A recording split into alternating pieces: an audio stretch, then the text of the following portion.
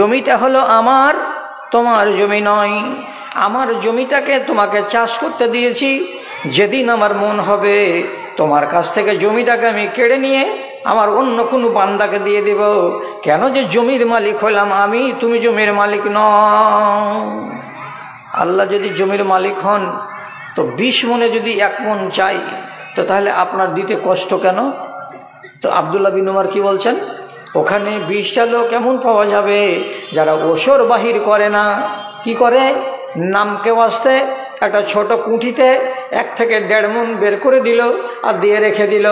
বহু বেটিকে বলল, বহুকে সারা বছর ধরে এই কুঠি থেকে তোরা ভিক দিবি, এছাড়া আর ধান কোথায় গেল? তো সবটি আপনার গোলায়। আল্লাহর মাল ঢুকে আছে আপনার গোলার ভিতরে। পাইকারি এলো, বিক্রি করে দিলেন, টাকাকে সবটিকে নিজে হালাল করে নিলেন।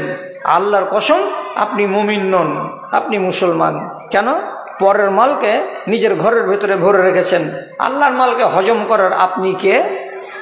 20টা লোক পাওয়া গেল, ওষুধ দেয় না। তারপর বলছে এখানে এই দেখো 10টা লোককে খুঁজো, এমন পাওয়া যাবে এই 10টা লোক কোনো না কোনো নেশায় আক্রান্ত আছে, কোনো না কোনো নেশা করে। হয় আঙ্গুরের রস খায়, আর না হয় তালের রসকে মাতিয়ে দিয়ে খায়, না হয় খেজুরের রসকে মাতিয়ে দিয়ে খায়, আর না হয় বোতলকে উল্টিয়ে উল্টিয়ে খায়, আর না হয় যেগুলো হারাম আরও নেশা আছে দুনিয়াতে সেগুলো তারা সেবন করে। একটা নামাজি মানুষ যদি নামাজও পড়ে আর তার সাথে সাথে হারামগুলোকে সেবন করে, তো মানুষটাকে মুমিন বলা যায় না, তাকে মুসলমান বলা যায়। তাহলে এখনকার দিনে জুমা মসজিদে যদি আপনি মূল্যায়ন করে দেখেন, একটা মেশিন বেরিয়েছে আজকালকার জামানায়, খালি মুখের কাছে নিয়ে যেতে গেলেই বলে দিবে মদ খেয়েছে না খায়নি। উত্তরপ্রদেশে দেখবেন, কলকাতার বড় বড় টাউনে দেখবেন মদ খেয়ে গাড়ি চালানো নিষেধ। তো প্রত্যেকটা ড্রাইভারকে থামিয়ে দেওয়ার পরে আর মুখের কাছে এমনি করে মেশিনটা নিয়ে যা বলবে, নাম কি? জয়নাল আবেদিন। খালি শব্দ করতে নেই, মেশিনে বলে দিবে মদ খেয়েছে না খায়নি। আর নিঃশ্বাসটা যে মুখ থেকে বেরোবে বলে দিবে যে হ্যাঁ এই মদ খেয়ে আছে, গাড়ি সাইডে লাগাও, সাইডে লাগাও। তো এই মুসলমানেরা আজকাল মনে করে কি মদ খাওয়াটাই শুধু গুনাহ, আর তামুক খাওয়াটা খালি নেকির কাজ, যত পারো খাও। এ তো কাফেরের খানা। এগুলো মুমিনের খানা হলো কি? বিড়ি, এত তো আগুন আছে। সিগারেট, এত আগুন আছে। আপনি আলেমটাকে জিজ্ঞেস করেন তো, জান্নাতে আল্লাহ তাআলা খানা দিবেন, তো কোনো খানা আগুনে মিশ্রিত খানা হবে? আর জাহান্নামে যতগুলো খানা হবে সব আগুনওয়ালা খানা। জকুমের কাঁটা, এটাও আগুন দিয়ে। যেটা জাহান্নামের তরল পদার্থ খেতে দেবে সেটাও আগুনেরই হবে। আগুন ছাড়া কোনো খানা হবে না জাহান্নামে। একটা মুসলমান হয়ে যদি বলে কি খাচ্ছি চাচা, এই বেড়ি খাচ্ছি, তো খাচ্ছোটা কি? তো আগুন খেছো। আগুন কারা খায়? তো জাহান্নামীরা খায়। তোমাকে লাজ লাগে না? তুমি সিগারেট খাচ্ছ কেন? 10টা লোক পেয়ে গেলাম, বলছে 10 টাকা বাদ দাও, এরা মুমিন নয়। 4-5টা বুড়া মানুষকে পাওয়া গেছে, পিঠ লেড়া কয়েছে, বাবজি আপনারা আছেন তো ইজ্জতটা বেঁচে গেল, আপনারা মুমিন মানুষ, তাই না? আপনি খালি জিজ্ঞেস করে দেখেন, আপনি যে গত বছর হজ করতে গেছিলেন, জমি জমার হিসাব কি করেছেন? বলছে আমার জমি বেশি নেই, 8 বিঘা জমি, 1 বিঘা থুয়েছি খালি বুড়িটার নামে, আর বাকি 7 বিঘা জমি 2 বেটাকে লিখে দিয়েছি। বেটি নাই, 3 বেটি আছে, বেটিটাকে দেননি। বেটিটাকে দিইনি, ওরা পরের বাড়ি চলে গেছে, ওরা জমি কি করবে? পাকা জুতাখোর, পাকা হারামখোর, পাকা জাহান্নামী, শুধু কবরে যায়নি বলে জিন্দা জাহান্নামী শুধু হেঁটে বেড়াচ্ছে দুনিয়া দুনিয়া। পরের জমি মারা লোক ও নেকার। মৌলানাটাকে জিজ্ঞেস করবেন, সলমান বলবি যে কোথায় পালিয়ে গেল তো আল্লাহ জানে।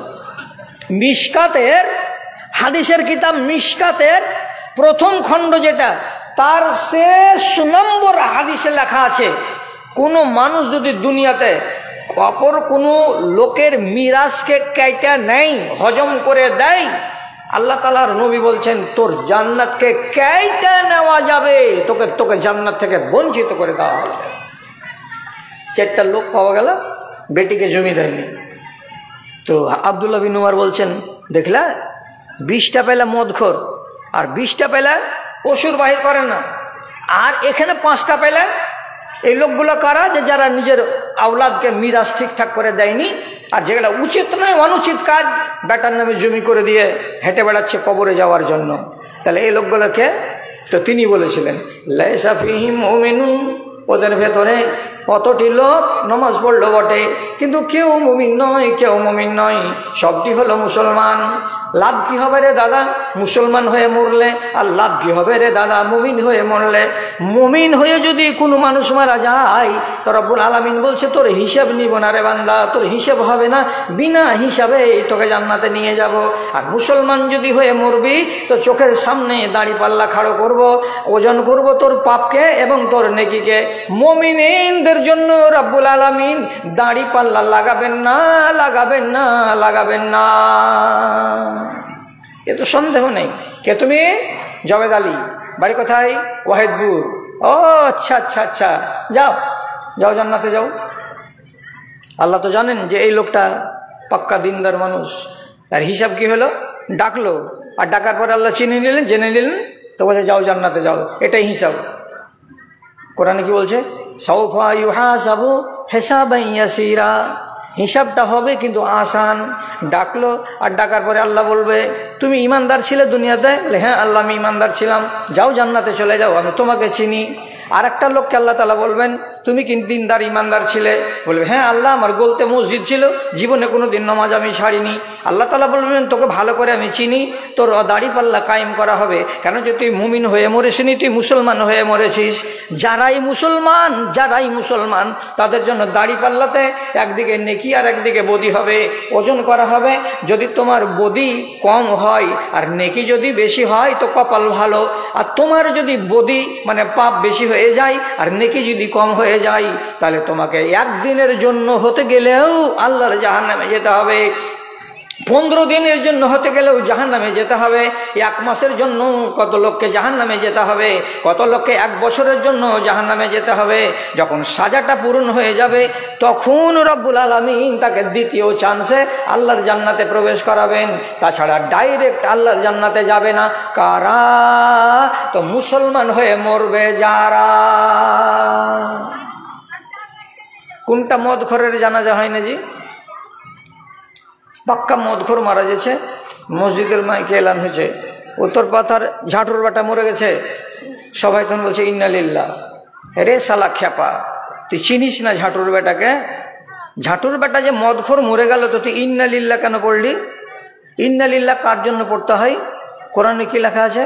ইজা আসাবাতহুম মুসিবা কালু ইন্না লিল্লাহি ওয়া ইন্না ইলাইহি রাজিউন। তোমাকে যদি ব্যথা লাগে, কষ্ট লাগে, দুঃখ লাগে, তাহলে তুমি ইন্না লিল্লাহ পড়ো। এই তো ফাসেক ফাজের লুচ্চা লাফাঙ্গা গুন্ডা ওটা মরে গেল, তো ওই লোকটা মরে যাওয়াতে তোমার জানে কি কষ্ট হলো যে তুমি ইন্না লিল্লাহ পড়তে গেলে। কি পড়বো জুনি সাহেব, কি পড়বো? সোজা সাপটা কথা বলছি, ঝগড়া লাগাইন না। আর কেউ যদি ঝগড়া লাগাই আমাকে খালি ফোন করে দিবেন, আমি যা লড়াই করা লড়ে দেব। কোনো নালায়েক বেনমাজি ফাসেক ফাজের চোর লম্পট গুন্ডা যদি মরে যায় আপনি সোজাই বলেন আলহামদুলিল্লাহ। মানুষ মরে গেল আর বলবো আলহামদুলিল্লাহ? হ্যাঁ কেন? এটা খুশির খবর। খুশির খবর এটা কি করে হলো? আমি গোড়াতে কি বলেছিলাম? আমার বাপের জমিদারের কথা বলবো কি? আমি বলেছিলাম সবটি কথা আপনাকে আমি সত্য বলবো, ন্যায্য বলবো, একটাও জাল কথা বলবো না। রাসূলুল্লাহ হাদিসে বলছেন ইজা মাতাল ফাজিরু ইয়াস্তারিহু মিনহুল দাওয়াবু ওয়াল আনামু ওয়াল আশজার। কোনো এলাকায়, কোনো গ্রামে একটা ফাসেক যদি মরে যায়, একটা ফাজের যদি মরে যায়, একটা লম্পট যদি মরে যায়, তো যেমনি মরবে তার মরণের খবরটা যখনই শুনতে পাবে এলাকার যত জীবজন্তু সবাই খুশি হয়ে যায়, এলাকার যত গাছগাছড়া সবাই খুশি হয়ে যায়। একটা জানোয়ার আর একটা জানোয়ারকে বলে শুনেছিস হে কি কিসের খবর? বলছে বড্ড সুখের খবর, উত্তর পাড়ার অমুক নালায়েকটা মরে গেছে। একটা কুকুর আর একটা কুকুরকে খবর দেয়, দিয়ে আনন্দ করে। একটা গরু আর একটা গরুকে খবর দেয়, দিয়ে তারা আনন্দ হয়। কিসের জন্য আনন্দিত হয়? একটা মালাউন মারা গেছে, একটা ফাসেক মারা গেছে, তার জন্য আল্লাহর জানোয়ারগুলো তারা আনন্দিত হয়। কিন্তু রেওয়াজ মরা মানুষের এলান শুনলেই ইন্না লিল্লাহ বললেন। তো ইমান পাকা কোথায় আছে? 90% লোক তো 2 নম্বর লোক। কেমন হওয়া উচিত ছিল? ভালো করে চিনেন আর ভালো করে বুঝেন। ভালো করে বুঝেন। মক্কাতে 13 বছর ইসলাম থেকেছে, নবীজি থেকেছেন। 13 বছর আবু সুফিয়ান ইমান আনেনি, চাচাতো ভাই হলো আর আবার শ্বশুর হলো, একবারে আপন শ্বশুর আবু সুফিয়ান। সেই লোকটা মক্কার জীবনে 13 বছর ইমান আনেনি। মদিনাতে 8 বছর গত হলো, ইমান আনেনি। 13 আর 8 কতদিন হলো? 21 বছর হলো। 21 বছর পরে যেদিন ফতা মক্কা হচ্ছে, মক্কা বিজয়, সেই দিন রাসূলুল্লাহ মক্কা থেকে একটু দূরে উনি এক জায়গাতে খিমাতে ছিলেন, সাথে ছিলেন বিবি উম্মে সালমা। ওইখানে আবু সুফিয়ান গেছে, আর যাওয়ার পরে উম্মে সালমাকে বলছে, রাসূলুল্লাহকে একটু ডেকে দাও, আমরা দুজন লোক বাইরে দাঁড়িয়ে আছি, ঈমান আনবো তার জন্য। উম্মে সালমা নবীকে যে বলছেন, আপনার শ্বশুর একদিক দিয়ে আর একদিক দিয়ে আপনার চাচাতো ভাই ঈমান কবুল করার জন্য এসেছে, আপনি ঘর থেকে বের হন। রাসূলুল্লাহ রাগের জ্বালাতে বলছেন, লা হাজাতা লি ইলা ইসলামিহি, আবু সুফিয়ানের ঈমানের দরকার নাই আমার, ওকে চলে যেতে বলো। আবু সুফিয়ান খুব জ্বালিয়েছে, খুব আমাকে পুড়িয়েছে, আমাকে বেগুন ভাজা করে ভেজেছে, আর 13টা বছর নয় 21টা বছর কেটে গেল, এতদিন সে ঈমান আনলো না, আজকে সে ঈমান আনতে এসেছে, তার ঈমানের দরকার নাই। আবু সুফিয়ান ফেরত চলে যাচ্ছে। তখন বিবি উম্মে সালমা বলছেন, আপনি হলেন রাহমাতুল্লিল আলামিন, সারা দুনিয়ার লোকের জন্য রহমত, তো আবু সুফিয়ানের জন্য আপনি রহমত কেন হলেন? আপনার চাচাতো ভাই হলো, আর আপনার শ্বশুর হলো, আপনার স্ত্রী উম্মে হাবিবার বাপ, আপনি যাকে তাড়িয়ে দিচ্ছেন, এটা কেমন লাগছে আমাকে। রাসূল বিবির কথা বুঝে নিলেন, নিয়ে তখন বলছেন, আরে ওকে ডাকো তো, ডাকো তো, ডাকো ডাকো ডাকো। আবু সুফিয়ানকে ডাকা হলো। আবু সুফিয়ানকে বলছেন, ঈমান আনবা? হ্যাঁ। দুনিয়া তং হয়ে গেছে, আর এদিক ওদিক করে বেড়াবো না। ঈমান নিয়ে চলে এলো, মুসলমান হয়ে গেল। মুসলমান হওয়ার পরে 2 বছর রাসূলুল্লাহকে দেখতে পেল। 10ম হিজরি সনে আল্লাহ রসুল বিদায় হয়ে গেলেন। তাহলে তিনি রসুলকে সাহাবী হিসাবে, পরে মরণ যখন হচ্ছে, তখন মরণের খাটের কাছে বেটি, বেটা, স্ত্রী সবাই বসে আছে গোল হয়ে, সবাই জানছে যে এ লোকটা মরে যাবে। বিবি মুখে কাপড় দিয়ে কাঁদছে, বেটাদের চোখে পানি, ওরাও কাঁদছে, বেটিদের চোখটা ভারী ভারী, ওরাও কাঁদছে। লোকেদের চোখে পানি দেখে আবু সুফিয়ান তার বাচ্চাদেরকে, বিবিদেরকে ডেকে বলছে, তোমরা কাঁদছো কেন? তারা বলছে, একজন বলছে, আব্বা তুমি মরে যাবা, তুমি আমাদের মাথার ছাতা। বিবি বলছে, স্বামী তুমি মরে যাবা, তুমি ছিলে তো বড্ড ভালো লাগছিল, তুমি যদি মরে যাও তো আমি নিঃসঙ্গ হয়ে যাব, একা হয়ে যাব, এই শোকে আমরা কান্না করছি। আবু সুফিয়ান তখন কি বলছেন, ফাইন্নী বেখাতিয়াতিন মুনজু আসলাম তো। ওরে বিবি, বেটা, আর আমার বৌমারা আর বেটিরা, তোরা ভালো করে শোন, যেদিন থেকে আমি ঈমান কবুল করেছি সেদিন থেকে নিয়ে আজ পর্যন্ত একটা ছোট গুনাহ, একটা সাগীরা গুনাহ পর্যন্ত আবু সুফিয়ান করেনি। আবু সুফিয়ানের আমলের খাতাটা ঝকঝক করছে, একটাও গন্দেগি নাই, সাগীরা গুনাহ নাই, কাবিরা গুনাহ নাই, কাউকে মারা নাই, কাউকে গালি দেওয়া নাই। আমার আমলের খাতাটা পরিষ্কার। আগেকার খাতাটা গন্ধা আছে, অনেক অন্যায় করেছি, কিন্তু আল্লাহ রাব্বুল আলামিনের নবী আগেই বলে দিয়ে গেছেন, আল ইসলামু ইয়াজুব্বু মা কানা ক্বাবলাহু, ঈমান আনার পরে আগেকার গুনাহগুলোকে আল্লাহ রাব্বুল আলামিন একটাও রাখেন না, সবকে মুছে দেন। কার দৌলতে? ঈমান আনার দৌলতে। তো আমি আগে যেগুলো পাপ করেছিলাম সেগুলো মুছে গেছে, কেন? তো আমি ইসলাম কবুল করেছি। ইসলাম কবুল করার পরে আমি নিজেই বলছি, একটা সাগীরা গুনাহ পর্যন্ত আমার দ্বারাই হয় নাই। কাজে আমি এমন লোক, কবরে যে যাচ্ছি তো আমার যখন নিজের চিন্তা নাই, তখন তোমরা আমার ফ্যামিলির লোক কেন চিন্তা করবে, কেন আমার জন্য কাঁদবে?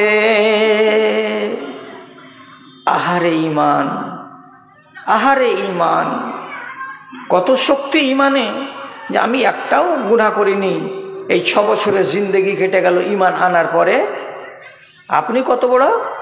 আপনার 65-67 বছর সম্পূর্ণ ঈমানের, কেন যে জন্মেছেন মুসলমান মা বাবার উরুসে, আর 7 বছরে আইন পেয়েছেন, ইসলামের আইন, নমাজ দিয়ে শুরু, আর আজকে 67 বছর হয়ে গেল, আপনার ভেতরে দোষ দোষ দোষ দোষ লেগেই আছে। দোষ থেকে নিজেকে মুক্ত করতে পারলেন না। কি ঈমান নিয়ে বেঁচে আছেন আপনি বলেন তো? রাগ করিয়েন না। আর যারা শিক্ষিত মানুষ আছেন তাদেরকে আদবের সাথে বলছি, আপনারা আমাকে গালমন্দ করিয়েন না। ফেরাউনের ঈমান ছিল এক পোর।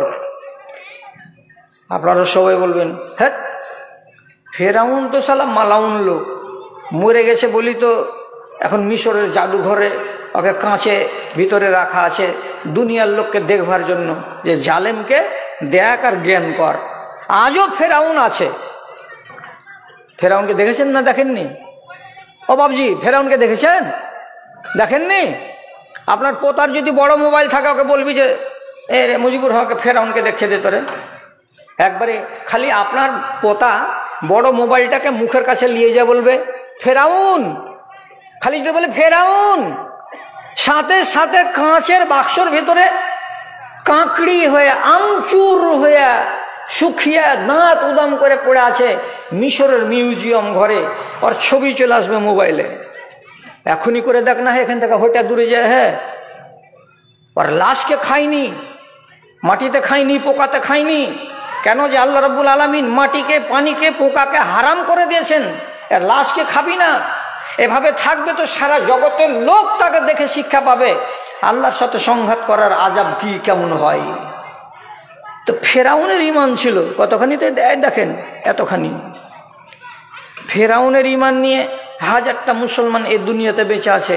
কতখানি ঈমান? তো এতখানি। এতখানি ঈমানে ফেরাউন নাজাত পায়নি, আপনিও পাবেন না। রাগ লাগছে তো? সারা জিন্দগি ফেরাউন নিজেকে বলল আমি আল্লাহ, আমি আল্লাহ, আমি আল্লাহ। নিজের বিবিকে, রানী আসিয়ার মতো শরীফ মেয়ে ছেলেকে, নিজের স্বামীকে আল্লাহ বলল না বলে রাজপ্রাসাদ থেকে টেনে বের করে 6 জন জাল্লাদকে দিয়ে মাঠে নিয়ে গিয়ে এই বড় বড় বোল্ডার, পায়ের উপরে 2টা, হাতের উপরে 2টা, বুকের উপরে 2টা, একটা করে চাপায় আর চাপায় আর বলে বল ফেরাউন আল্লাহ, ফেরাউন আল্লাহ। বলেনি আসিয়ার জান নিয়ে নিয়েছে কে? ফেরাউনের জাল্লাদেরা। আসিয়া আল্লাহর বান্দি। এর ব্যাপারে মুফাসসিরিন আল্লামা তাবারি বলছেন, যখন আসিয়ার ওই পাথর চাপিয়ে দেয় বুকের উপরে, তখন একটা আল্লাহর কাছে দোয়া করেছিল, রব্বে বিনিলি ইনদাকা বাইতান ফিল জান্নাতে ওয়া নাজ্জিনি মিন ফিরআউনা ওয়া আমালিহি ওয়া নাজ্জিনি মিনাল কওমিজ জালিমিন। আল্লাহ, তুমি আমার জন্য একটা ঘর বানাও তোমার কাছে, আর আমাকে ফেরাউনের আর ফেরাউনের চামচাদের জুলুম থেকে বাঁচাও।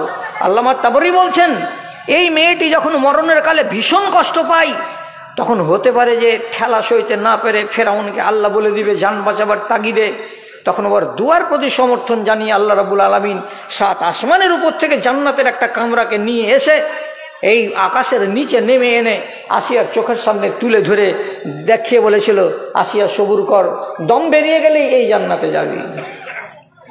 কম কথা? এই ফেরাউনের ঈমান আছে কতখানি? তো এতখানি। কি করে?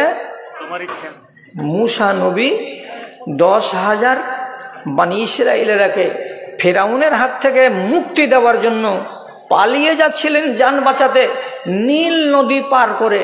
তো 12 বংশের লোক ছিল মূসা নবীর সাথে। মূসা নবী তার লাঠি দিয়ে 12 বার এমনি করে আঘাত দিলেন নীল নদীতে। জয় জায়গাতে আঘাত করলেন, তয় জায়গাতে ন্যাশনাল হাইওয়ে তৈরি হয়ে গেল নীল নদীর উপরে। পানি সরে গেছে, শুকনো জমি, রাস্তা। ফেরাউন মূসা নবীর সঙ্গীরা সব 12টা রাস্তা দিয়ে এপার থেকে ওপার চলে গেল। তাড়া করে চলে আসছে ফেরাউন আর তার সৈন্য সামন্ত। নদীর কিনারাতে এসে এই ফেরাউন বোকার বেটা বোকা বলছে, দেখ মিলিটারিরা, তোরা বলছিস যে আমি আল্লাহ নই, নীল নদীর রাস্তা করে রেখেছে আমার জন্য, সে কত মানে আমাকে, আর তোরা সন্দেহ করছিস? সব গাদ্ধাটি বলছে, জি জি জি জি জি জি, আপনি তো আমাদের আল্লাহ, আপনার জন্য তো রাস্তা করে দিয়েছে নীল নদী। আল্লাহ রাব্বুল আলামিন বলছেন, তোর বাবার রাস্তা নেমে দেখ। তোর রাস্তা যখন মধ্যখানে গেল, আল্লাহ কোরআনে বলছেন, ফাগরাকনাহু ওয়া জুনুদাহু, যতটি মিলিটারি ছিল সমস্ত মিলিটারিকে, ঘোড়াগুলোকে আর উটগুলোকে সবকে, আর ফেরাউনকেও আল্লাহ তাআলা বলছেন সবকে ডুবিয়ে মেরে দিলাম নীল নদীতে, একটাকেও বাঁচালাম না। যখন চুপুর চুপুর চুপুর চুপুর করে পানি খেতে লাগলো ফেরাউন, তখন পানি খেতে খেতে বলছে, উপর দিকে মুখ করে রিজাইন দিয়ে দিলাম যে আল্লাহ আমি আর আল্লাহ হয়ে থাকবো না, তুমি আল্লাহ হয়ে থাকো, তোমাকে আমি আল্লাহ বলে মানছি, আর আমি আল্লাহ নিজেকে ছেড়ে দিলাম, আমি আর নিজেকে আল্লাহ বলবো না। দিয়ে কি বলছে, আমানতু বিল্লাযী আমানাত বিহি বানু ইসরাঈল, আমি মরবার কালে বলছি ঈমান আনলাম ওই আল্লাহর উপরে যে আল্লাহর উপরে ঈমান এনেছে বানি ইসরাঈলেরা। মরণের কালে কি করছে, ঈমান আনছে কোন আল্লাহর উপরে, আসমানের উপরে যিনি আল্লাহ আছেন তার উপরে। তাহলে তৎক্ষণ পর্যন্ত তো ঈমানদার। কিন্তু আল্লাহ রাব্বুল আলামিন বলছেন এর মুখে কাদা ভর, আর একবার বলতে গেলে আমি আল্লাহ তাআলা রাহিম, আমি দয়া করে দিব, ফের মুসলমান হিসাবে ঘোষিত হয়ে যাবে। তো রব্বুল আলামিন তোকে চাননি যে তুই মুসলমান হ, মুখে কাদা ভরে দেওয়া গেল দ্বিতীয়বার যেন কথা না বলতে পারে। তো স্বীকার করছে যে আমি আল্লাহকে মানি, ওই আল্লাহকে, যে আল্লাহকে বানু ইসরাঈলেরা মেনে চলেছে, এতখানি ঈমান। ওই ঈমান ওকে বাঁচাবে না, বাঁচায়নি, আজও লাশ হয়ে পড়ে আছে আমচুর হয়ে মিশরের মিউজিয়াম ঘরে, কিয়ামত পর্যন্ত থাকবে। আপনি ওই রকম ঈমানদার হয়ে বেঁচে আছেন না? আমাদের এলাকাতে, গায়ের নাম বলবো না, পাক্কা মারদুদ, এক ওয়াক্তের নামাজ পড়েনি, এক ওয়াক্তের।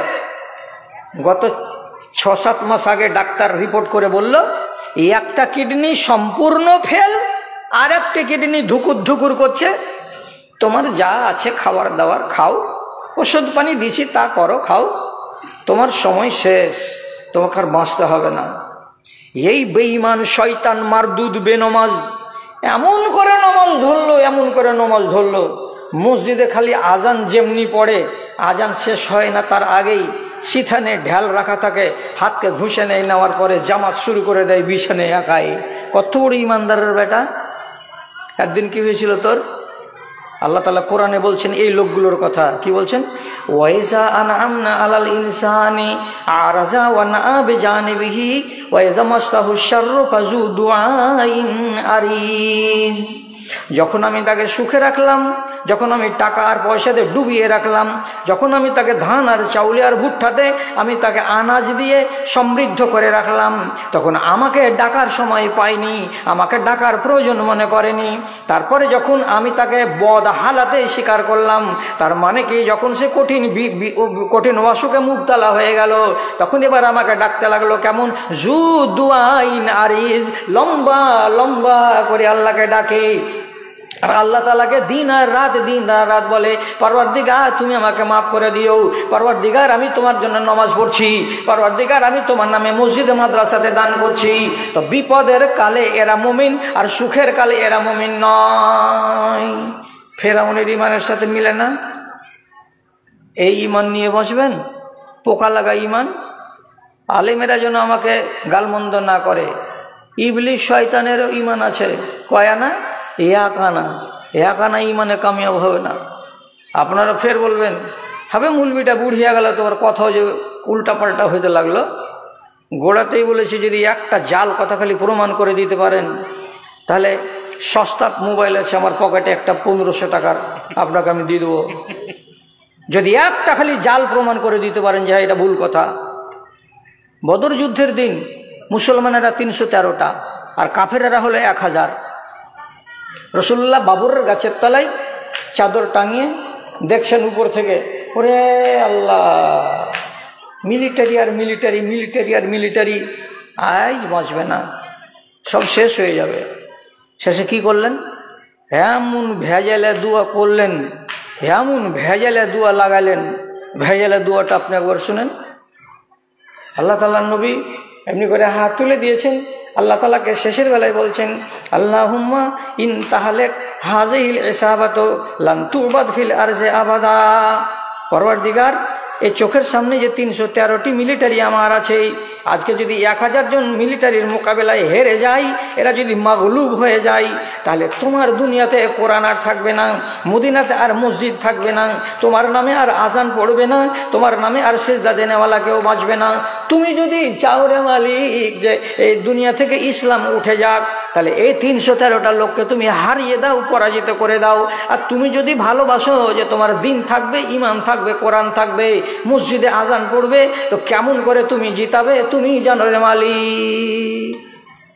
আল্লাহ তাআলা বলছেন কথা তো ভেজাইলে, এরা 1000 আর ওরা কতটি? 313। তো রব্বুল আলামিন বলছেন এবার ফেরেশতা পাঠাই। জিবরিলকে বলছেন, জিবরিল 1000 মিলিটারি নিয়ে নেমে যাও।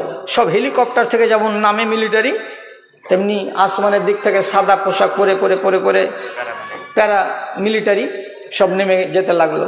তো এই ইবলিস শয়তান এতক্ষণ পর্যন্ত মুশরিকদের মিলিটারি সৈন্যগুলোকে বাহাব্বা দিচ্ছে, সব বীরের সাথে লড়াই করো, তোমরা আজকে নিশ্চয়ই জয়ী হয়ে যাবে, আজকে ওরা সব ধুলিস্যাৎ হয়ে যাবে। ফের ইবলিস শয়তান সুরাত ধরে আছে কার? তো সুরাকা বিন মালিকের, একটা মানুষের সেকেলে বলছে লড়াই করো, আজকে তোমাদের জয় নিশ্চিত। সাহস দিচ্ছে। মিলিটারি যখন নামতে শুরু করেছে, তো ওর আক্কেল তো ফের বেশি ইনসানের চাইতে। আল্লাহর ফেরেশতাদের সাথে বাস করা এই জিন দেখে নিয়েছে, ওরে বাপরে, প্যারামিলিটারি নামছে, যুদ্ধের ময়দান ছেড়ে সুর করে তখন রাস্তা ধরেছে। লোকেরা বলছে, ভাই আপনি যাইছেন কোথায়? আরে আপনার সাহস দেখো, সাহস আমাদের, আর আপনি যে ছেড়ে চলে যাচ্ছেন এখান থেকে, আর মানেটা কি? এখন তো যুদ্ধ শুরু হবে, আপনি পালাইছেন কোথায়? তখন ইবলিস শয়তান কইছে, ইন্নী আরা মা লা তারাউনা, আমি যা দেখতে পাই তোমরা তা দেখতে পাও না। তার মানে আমি কি দেখতে পাই? আসমান থেকে মিলিটারি নাজিল হচ্ছে, তা আমি দেখতে পাই, তোমরা তো দেখতে পাও না। এবং কোরআনে আল্লাহ রাব্বুল আলামিন ওই কথাটাই বলেছেন, ইয়ারাউনাহুম মিসলাইহিম রায়াল আইন। যখন মুশরিকটি মুসলমানদের দিকে তাকাচ্ছে, তো ফেরেশতা সমেত যখন গুনছে, তখন বলছে আমাদের ডবল, ওরা 2000 আছে। আর মুসলমান মিলিটারিরা যখন কাফেরের দিকে দেখছে, তো ওরা নিজেদের ডানে বামে যে ফেরেশতা আছে দেখতে পায় না, তখন ওরা গুনছে কি? মুশরিকরা আমাদের ডাবল। তো ওরা দেখছে মুশরিকদের দিকে, তখন বলছে আমাদের ডাবল। আর মুশরিকরা যখন মুসলমান দিকে তাকাচ্ছে, তখন মিলিটারি ডবল দেখছে, তার মানে ফেরেশতাকে দেখছে। পালিয়ে যাচ্ছে, তো যাওয়ার কালে তখন বলছে ইন্নী আখাফুল্লাহ। কোরআন মাজিদের আয়াত, ঝুটা কথা নয়। ইন্নী আখাফুল্লাহ ওয়াল্লাহু শাদীদুল ইকাব। আমি আল্লাহকে বলে ভয় করি, কেন যে আল্লাহ রাব্বুল আলামিন কঠিন আযাব দেনেওয়ালা। আল্লাহকে দেখে ভয় করি, এ কথাটা জাল কথা নয় রে দাদা, এটা হলো কোরআনের আয়াত। বলছে এটা কে? তো ইবলিস শয়তান। এটা ভালো স্বভাব হলো যে আল্লাহকে ভয় করি, আল্লাহকে ভয় করে কিন্তু আমলে আনে না, তার জন্য এইটুকু ইমান তার কাজ দেবে না। এই জন্য ইবলিস শয়তান চির জাহান্নামী। যদিও আপনাকে 5 মিনিট আগে বলেছি ইবলিস শয়তানের এতটুকু ইমান আছে। বড় বড় যারা তাফসীর লিখেছে তারা বলছে যে ইবলিসের ইমান আছে। কেন ইমান আছে? যখন আল্লাহ তাআলার সাথে তর্ক হতে লাগলো, আদমকে কেন সিজদা করলি না, তখন ও আল্লাহ তাআলাকে খালেক বলছে। খালেক মানে কি? তুমি সৃষ্টিকর্তা। তো আল্লাহকে সৃষ্টিকর্তা মেনে নেওয়াটাই হচ্ছে ইমানের একটা অংশ। ও কি বলছে? আনা খায়রুম মিনহু খালাকতানি মিন নারিন ওয়া খালাকতাহু মিন তিন। এ আল্লাহ রাব্বুল আলামিন, তুমি আমাকে আগুন থেকে সৃষ্টি করেছো, আর আদমকে তুমি মাটি থেকে সৃষ্টি করেছো। তাহলে আল্লাহকে পরিষ্কার ভাষাতে বলছে তুমি আমার খালেক, তুমি আমার সৃষ্টিকর্তা। ইবলিস শয়তান যদি আল্লাহকে খালেক বলে মানে, তো তাফসীর জারির ইনি বলছেন যে ইবলিসের এটা একানা ঈমান, এতে নাজাত পাবে না, পাবে না। আপনার তো ওই হাল। আবুল আহাবের ইমান আছে, আপনি ফের কইবেন যে উল্টা কথা কইছো কেন? উল্টা একটা বলিনি। তাব্বাত ইয়াদা আবি লাহাব সূরাটা রোজ পড়ছেন নামাজে, আর ও পড়তে পড়তে পড়তে পড়তে কিয়ামত কায়েম হয়ে যাবে। তো এত বড় জালিম, আর তার কথা আমি কি বলছি? ওর একানা ইমান আছে, কিন্তু এই ইমানে নাজাত পাবে না। কি করে ওর ইমান আছে? ভালো করে বুঝেন। যেদিন সূরাটা নাজিল হলো তাব্বাত ইয়াদা আবি লাহাব, তো আবু লাহাবের স্ত্রী উম্মে জামিল এত বড় ওখানটা জিয়ালার ডাল হাতে করে দৌড়তে দৌড়তে চলে গেছে রাসূলুল্লাহর কাছে। আর যাওয়ার পরে তো রাসূল ওখানে বসে আছেন, আবু বকর আছেন, হযরত ওমর আছেন, কিন্তু ওর চোখে পড়ে না। ওই যে কী বলছ কাকি, কী বলছ? ওই যে নবী কই, মোহাম্মদ কই? ওই যে কেন কি করবে? ওই যে আমার কথা আছে, আমার কথা আছে। কি বলে সূরা নাজিল হয়েছে আজ? আর সূরাকে দেখছি আজ, আমাকে আইনা দাও, কোনখানে আছো? রাসূলুল্লাহ মুচকি হাসেন আর বলছেন, আবু বকর দেখছো কত মানে গনগন গনগন করছে রাগের জ্বালাই। ওর স্বামীর নামে কোরআনের আয়াত চলে এসে তাব্বাত ইয়াদা আবি লাহাব, আবু লাহাবের দুখানা হাত মাটিতে ঢুকে যাক। রাগের জ্বালাতে বিবি চলে গেছে রাসূলুল্লাহকে মারবার জন্য, কিন্তু রব্বুল আলামিন তার চোখে এমন করে মহাজাল ফেললেন, ওখানে বসে আছেন রাসূলুল্লাহ কিন্তু দেখতে পায় না। রাগ উঠানো হলো না, বাড়ি ফিরে চলে এলো। এবার আবু লাহাব নিজের দুই বেটা ওতবা আর ওতাইবাকে ডেকে বলছে, রাসি আলা রাসে কুমা হারামুন। এর দেশীয় বাংলা হলো, তর্জমা হলো কি, আমার মাথা তোদের উপরে আর তোদের মাথা আমার উপরে হারাম। এর মানে হলো কি, আমি তোদেরকে বেটা বলে মানি না আর তোরা আমাকে বাপ বলে মানবি না। যদি আমার কথা না মানবি তাহলে তোদেরকে আমি বেটা বলে মানবো না আর তোরা আমাকে বাবা বলে ডাকবি না। আমার কথা যদি মানবি তো তোরা আমার বেটা, আর আমার কথা যদি না মানবি তো তোরা আমার বেটা নস। দুই বেটা তখন বসে, বাজান আপনার মতো নেতাকে বাপ বলে মানবো না, এটা কেমন কথা? তখন আবু লাহাব বলছে, তাহলে আমার কথা শুন, কি করতে হবে? বলছে, দুশ্মনের বেটিকে রাখতে হবে না, একসঙ্গে দুই বেটা তোরা জোড়া করে তালাক দিয়ে দে ওর দুই বেটিকে। দুটাই বেটি নবী মুহাম্মাদের বাড়ি জমা করে দে, দুশ্মনের বেটিকে রাখবো না। দুই বেটাই একই টাইমে তালাক দিয়ে দিল নবীজির দুই বেটিকে। তো যেটা ওতবা, সে তালাক তো দিল, রাসূলুল্লাহর কাছে গেল, যাওয়ার পরে বলছে, আপনার উপরে বলে একটা সূরা এসছে আজকে, ওই সূরাটাতে আমার বাপের নাম আছে। রাসূলুল্লাহ বলছেন, জামাইকে যেভাবে বলতে হয়, হ্যাঁ বাবা তোমার বাপের বদবুদ্ধির কারণে সূরা নাজিল হয়েছে, ওতে তোমার বাপের নাম আছে। তো হারামি লোকের নাম যদি কোরআনে খুঁজেন, এই একটাই এর নাম আছে, আবু লাহাবের নাম। তো রাগে সামলাতে না পেরে তখন বলছে, তোমার বেটিকে তালাক দিয়ে দিয়েছি, রাখবো না, আমার বাপ আমাদের কাছে প্রিয়। তোমার মতো ছোট লোক, তোমার মতো এই লোক, তোমার মতো ওই লোক, আর নানান কথা উচ্চ বাচ্চ করে রাসূলুল্লাহকে বললেন জামাই হয়ে। আর শেষখানে করলো কি, জোর করে থু করে রাসূলুল্লাহর মুখে ঘৃণা ভরে থুতু চালিয়ে দিল। যখন গালমন্দ করলো, বেটিকে তালাক দিয়ে দিল আর মুখে থুথু নিক্ষেপ করে দিল, তখন রাসূলুল্লাহ নিজেকে মানুষ হিসাবে আর সংবরণ করতে পারলেন না, মুখ দিয়ে একটা কথা বেরিয়ে গেল। কি কথাটা বের হলো? আল্লাহুম্মা সাল্লিত আলাইহি কালবান মিন কেলাবেকা। হে রব্বুল আলামিন, আমার চোখের সামনে যে দাঁড়িয়ে আছে এটা, এর উপরে তুমি কোনো একটা জঙ্গলের কুত্তাকে কিংবা একটা বাঘকে নিযুক্ত করে দিও, যাতে ওই কুত্তাটা এই কুত্তাটার জীবন মেরে দেয়, যাতে ওই বাঘটা এর জীবনটাকে পণ্ড করে দেয়। হাদিসে শব্দ এসেছে কালবুন মিন কেলাবেকা। তোমার অনেক কুকুর আছে মালিক দুনিয়াতে, জঙ্গলেও আছে, গ্রামে গঞ্জেও আছে। কোনো একটা কুকুরকে তুমি নিযুক্ত করে দিও আমার সামনে খাড়ো থাকা এই কুকুরের জন্য, যাতে ওই কুকুরের দ্বারা এই কুকুরের জীবন চলে যায়। বলা হয়ে গেল, বাড়ি চলে এলো, বাপকে খুশি করে বলছে, বাজান বিষ মেরে দিয়েছি, এমন কথা দিয়েছি ওকে, মুখে থুথু চালিয়ে দিয়েছি, যত অপমান করার করেছি, আর করে তারপরে এলাম। তখন ওর বাপ বলছে, আরে শ্বশুরকে যদি এরকম করে কথাবার্তা বলে টেলা আলি, তো তোর শ্বশুর তখন এ কথাগুলো জানার পরে আর শোনার পরে কি বলছিল? বলছে, ধুর ওগুলা কথা শুনে কি করবা, রাগের জ্বালাতে ও তখন আমাকে একটা কথা বলেছে, ওগুলা কথা কি আমি মানি? বলছে, বাজান থুথু যেমনি চালিয়ে দিলাম, আমার সামনেও বলছে আল্লাহুম্মা সাল্লিত আলাইহি কালবান মিন কেলাবেকা। আবু লাহাব কপালে হাত দিয়ে কইছে, মরে গেলাম, মাটি হয়ে গেলাম। হায় হায় হায় হায় হায়, কোন কাজ হলো, কি হলো? ই বেটা জিজ্ঞেস করছে বাপকে, তুমি হাই হাই কেন করছো, কি হলে এতি?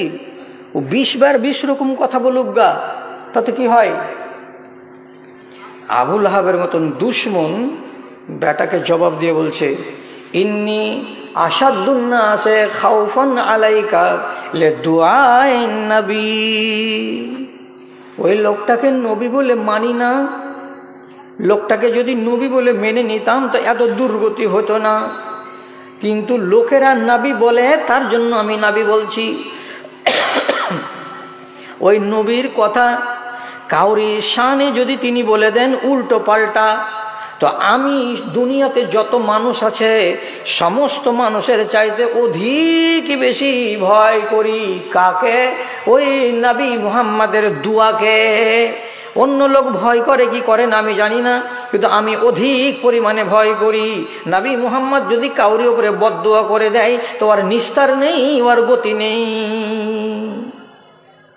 তোকে এরকম দোয়া দিয়ে দিয়েছে, বাপ বেটা মজলিস ভেঙে গেল। 15 দিন পরে 15 জন 20 জন লোকের কাফেলা সিরিয়া যাচ্ছে ব্যবসা করতে। ব্যবসা করার কালে আবু লাহাব সবটি লোককে ডেকে বলছে, করিম, আব্দুল করিম, আব্দুর রহিম, মহিদুর, ইনজামামুল, শরীফুল, তোমরা সব এক দলে যাচ্ছ, আর তোমাদের দলে আমার বেটাটাও আছে।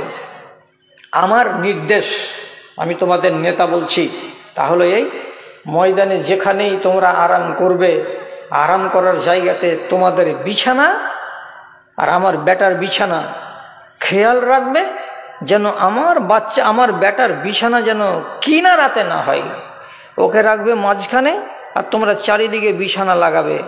বেটাকেও বলছে, তুমি কাফেলার মাঝখানে ঘুমাবে, কোনো সময়, কোনো রাত, কোনো দিন তুমি কিনারাতে ঘুমাতে যাবে না। এরা চারিদিকে থাকবে, মাঝখানে তুমি ঘুমাবে। হ্যাঁ বাবা, তাই হবে, তাই হবে। কাফেলা চললো, চলতে চলতে মোটামুটি 4 দিন, আর অন্য মতে 5 দিন। এত দূর রাস্তা চলে যাওয়ার পর সিরিয়ার বর্ডারের কাছাকাছি জায়গায় চলে গেছে। এক রাত ঘুমিয়ে আছে সবাই, আরাম করার জন্য বস্তা টস্তাগুলো রেখে দিয়েছে, এখানে উঠ, এখানে উঠ, এখানে উঠ, সব উঠ বসে বসে আছে। আর তার মাঝখানে লোকেদের বিছানের মাঝখানে বিছান লাগিয়ে শুয়ে আছে এই জালেমের বেটা। রাত 10টা, 11টা, 12টা হলো, একটা নেকড়ে বাঘ এলো, সাইজটা কুকুরের। ও তো আসল বাঘ নয়, রয়্যাল বেঙ্গল টাইগার নয়, এটা হলো নেকড়ে, ছোট বাঘ। ছোট বাঘ এলো রাত 12টার সময়, শুকে শুকে দেখছে একটা লোকের বডি কাছে, এমনি করে শুকে দেখেছে। দেখার পরে বলছে, এটা নয়। আর একটাকে শুকে দেখছে, এটা নয়। একে ওকে শুকে শুকে দেখার পর একটু জাম দিয়ে লাফ দিয়ে মধ্যখানে এসে এই মারদুদের যখন কানের কাছে এসে নাক লাগিয়ে শুকে দেখেছে, দেখা মাত্রই বলছে, হ্যাঁ এটাই, এটাই। আপনি বলবেন কুকুরে বা বাঘে এমনি করে শুকে শুকে জানতে পারে, তো এই যুগে দেখতে পান না, কোনো জায়গাতে যদি বম ব্লাস্ট হয় তো এত বড় বড় কুকুর নিয়ে পুলিশেরা হাজির হয়। ওই কুকুরগুলোর নাম কি? Sniffer dog. খালি এমনি করে শুকে শুকে শুকে শুকে বলে দিবে এতে বম আছে না নাই। আপনার ব্যাগকে শুকে দিবে, ওর ব্যাগকে শুকে দিবে, শুধু শুকে শুকে বলে দিতে পারবে কোথায় ব্যাগে কি আছে আর কি নাই, কোন দিক থেকে এসেছে এ বারুদটা, কোন দিক থেকে কে নিয়ে এসেছে, ওই কুকুরেই বের করে দিবে। আল্লাহ তাআলা ওকে এত শক্তি দিয়েছে। আজকে তোরা বাহির করলি, 1450 বছর আগে নবীজির যুগে স্নিফার ডগ জঙ্গল থেকে এসে আবু লাহাবের বেটাকে ওর গর্দনকে মুছড়ে দিল, রক্তাক্ত করে দিল। ওকে বাঁচাবার জন্য লোকেরা জাগবে, জাগার আগে আগে কাজ তামাম মেরে শেষ করে দিয়েছে, চলে গেছে জঙ্গলে, পুরা হয়ে গেল কাজ। 1 মাস পরে বাড়ি ফিরে এলো, আমার বেটা করে কইছে আপনার বেটার এই হাল। তখন কপালে হাত দিয়ে বলেছিল যে আমার বেটা বুঝতে পারিনি ওই লোকটা তোর জন্য যে বদদুয়া করে দিয়েছিল, আর আমি সেদিন বলেছিলাম যে নবী মুহাম্মদের দুয়াকে বলে, বদদুয়াকে বলে পৃথিবীতে অন্য কোনো লোক যতটা ভয় করে আর না করে, আমি সবচাইতে বেশি ভয় করি। আর এই ভয় হয়েই গেল যে তোর জীবন কুকুরে নিয়ে নিল, মানে বাঘে খেয়ে নিয়েছে, তোকে জান মেরে দিয়েছে। ভাই ঈমান আনতে পারেনি, তার মানে হলো এই আল্লাহর সিনাটাকে খুলে দেয়নি। না হলে ইমান নিয়ে আসতো। আল্লাহকে পছন্দের লোক ছিল না এই আবু লাহাব, না হলে রব্বুল আলামিন কোরআন মাজিদে বলছেন ওয়ামাই ইউরিদিল্লাহ আইয়াহদিয়াহু ইয়াশরাহ সাদরাহু লিল ইসলাম, যে লোকটাকে আল্লাহ তাআলা পছন্দ করেন যে তোমাকে হেদায়েত দিব, সেই লোকটার সিনাকে আল্লাহ তাআলা খুলে দেন, তার অন্তরে আলো ঢুকিয়ে দেন, যার দৌলতে সে ঈমান পেয়ে যায়। তারপরে আল্লাহ তাআলা বলছেন ওয়ামাই ইউরিদিল্লাহ আইয়ুজিল্লাহু আইয়ুজলিলাহু, আর যাকে আল্লাহ তাআলা গুমরাহ করেন তো তার সিনাটাকে তং করে দেন, ওখানে আলো ঢুকে না এবং আলো প্রবেশ না করার কারণে ঈমান কবুল করতে পারে না। আবু লাহাব আল্লাহর পছন্দের লোক ছিল না, যার কারণে সত্যকে জানার পরেও ঈমান আনতে পারেনি, ঈমান আনেনি। কিন্তু তার ভিতরে ঈমান কতটুকু আছে চিন্তা করেন তো। নবীজির বদদুয়াকে বলে অক্ষরে অক্ষরে ভয় পায়, সত্য নবী কিন্তু